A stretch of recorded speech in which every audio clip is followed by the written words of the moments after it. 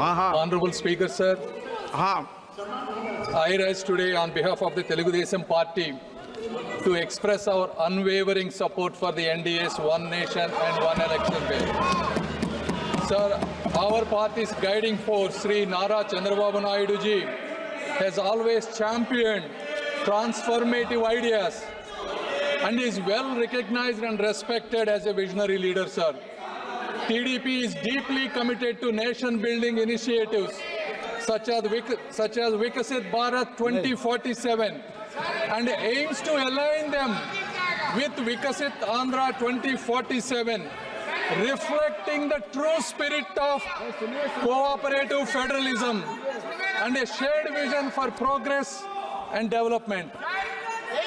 Sir, there are several advantages of One Nation, One Election bill, but I would like to quote four. Number one, reduced expenditure and logistical efficiency, sir. Although the official figures for the 2019 Lok Sabha elections vary, news reports estimate the Election Commission of India has spent more than 6,000 crores, sir.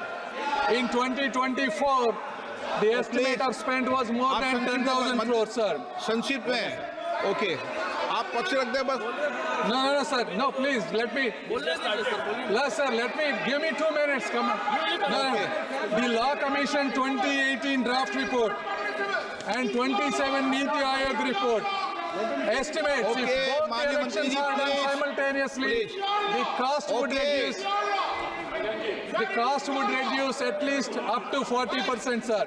If the elections are held simultaneously, the voter turnaround would be increased up to 7%, sir. Sir, if the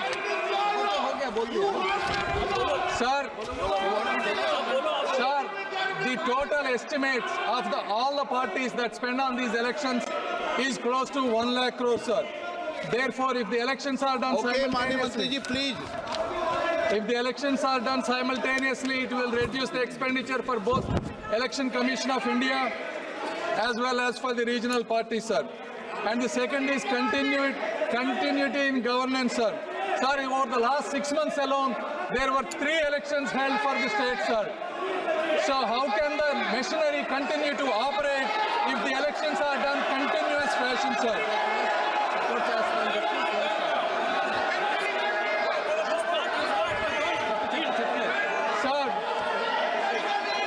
Fourth and probably the most important, sir, in this age, election campaigns amplified by media and technology no longer remain regional, but continuously influence the entire nation, creating large-scale ripple effects, sir.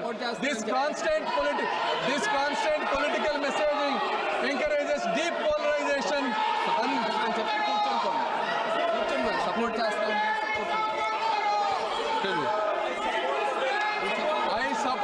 sir, thank you. Asauddin Owaisi. Speaker, sir. Sir, I rise to oppose this draconian unconstitutional bill, sir. Owaisi के बाद. Sir, मुझे सिर्फ 2 minute दीजिए, sir. Owaisi के बाद. Sir, this bill violates the right to democratic self-government, which is part of Article 1419. And if a legislative assembly is dissolved, sir, and midterm elections are conducted, the tenure of that assembly will not be for 5 years, sir. This in itself is a violation of parliamentary democracy, which envisages a tenured legislature. Sir, constitutional scheme makes it clear that once elections are conducted, the House should have a right to function for next 5 years. This is a violation of basic structure, that such a provision is being done for administrative convenience, not for constitutional purpose. Sir, the principle of federalism means that states are not mere appendages of the center. States are not dependent on the union for their existence. This is the violation of federalism, sir. Sir, in conclusion, Parliament is not competent to make any law that violates fundamental rights or the basis of the Constitution, sir. This bill indirectly introduced a presidential style of democracy. This bill is based on maximizing political gain and convenience. This bill will finish off regional parties. This bill is only brought in to massage the ego of the Supreme Leader. Thank you, sir. Oppose this bill. K. Radhakrishnan. K. Radhakrishnan.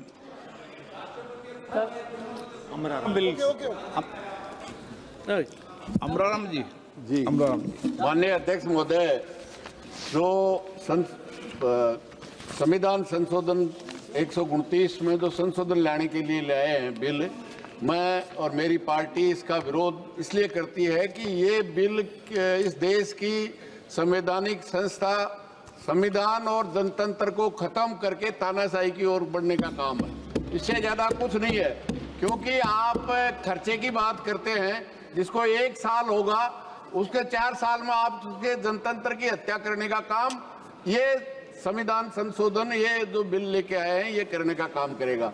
आइंदा भी निश्चित रूप से आप बताइए, local body जो पंचायत और नगर पालिकाएं state government का है, उसको भी आप लेना चाहते हैं।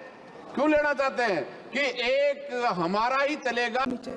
इसलिए मुझे लगता है कि इसमें सदन का ज्यादा समय जाया करे बगैर, अगर मंत्री जी कहते हैं कि इसको जेपीसी को सौंपने के लिए वो तैयार है, तो जेपीसी में सारी चर्चा होगी और जब जेपीसी के रिपोर्ट के आधार पर कैबिनेट इसको पारित करेगी तब भी फिर से चर्चा होनी है। तो मैं मानता हूं कि माननीय मंत्री जी अगर जेपीसी में रखने की इच्छा व्यक्त करते हैं तो यहीं पर एक चीज समाप्त हो जाएगी। अध्यक्ष जी, जो ये चर्चा हुई है इसका जवाब देने के बाद जो नियम 74 है, जिसमें मैं एप्रोप्रिएट जो मोशन ला करके और जेपीसी के गठन का प्रस्ताव निश्चित रूप से करूंगा, निश्चित रूप से जेपीसी के गठन का प्रस्ताव करूंगा। रूल 74 के तहत जेपीसी के गठन का प्रस्ताव है और सरकार की इच्छा भी है। श्रीकांत शिंदे जी शब्द मैं सबको प्लीज मैं सबको बोलने का मौका दूंगा, लेकिन 1-1 मिनट में अपनी बात करें, विषय में समाप्त कर दे। आपके दल के लोगों ने डिटेल बोल दिया। श्रीकांत शिंदे जी, आज मैं अपनी पार्टी शिवसेना की तरफ से 129 कॉन्स्टिट्यूशन अमेंडमेंट बिल और यूनियन टेरिटरीज अमेंडमेंट बिल पर बोलने के लिए खड़ा हूँ। मैं शिवसेना और हमारे नेता एकनाथ शिंदे जी की तरफ से इस बिल का पूरी तरीके से समर्थन करता हूँ और आज यहाँ पर विपक्ष वाले 6 महीने से हर एक मुद्दे को असंवैधानिक बताने की कोशिश यहाँ पर कर रहे हैं। मुझे लगता है कि रिफॉर्म शब्द जब ये आता है तभी कांग्रेस को रिफॉर्म शब्द से ही एलर्जी यहाँ पर मुझे लगता है कि कांग्रेस को है। यहाँ पर सभी लोग संविधान की बात कर रहे हैं सर, हर एक व्यक्ति यहाँ पर उठकर संविधान समझा रहा है। मुझे लगता है मैं इनको याद दिलाना चाहूंगा कि 1950